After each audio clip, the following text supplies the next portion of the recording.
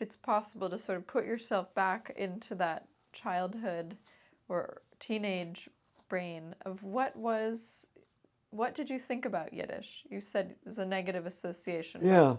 Well, it's the old world. It's sound. It's very sound. At the same time, the sounds fascinated me. It also disturbed me.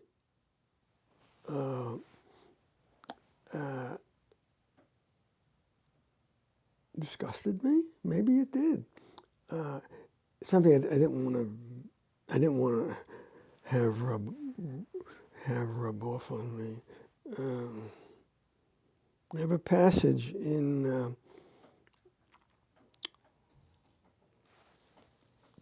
one of the essays in Yiddish Genesis describing the poster of a Yiddish comedian.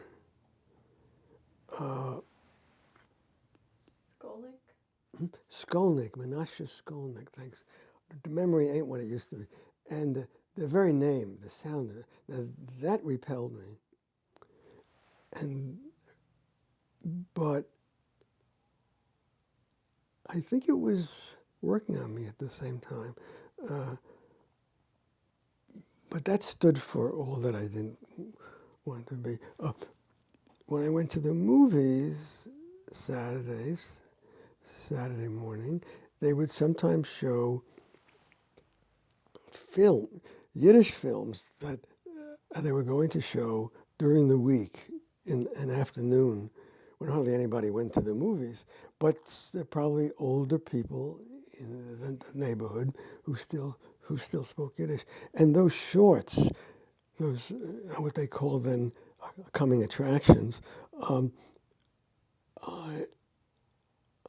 I just felt so glad they didn't show them on Saturday mornings when I wanted to see Tom Mix as the Lone Ranger and all those wonderful Hollywood movies. So it was repellent, at the same time attractive, or at the same time making its inroads. And I think I was afraid of those inroads. And I think Yiddish took on a physicality, a grubbiness,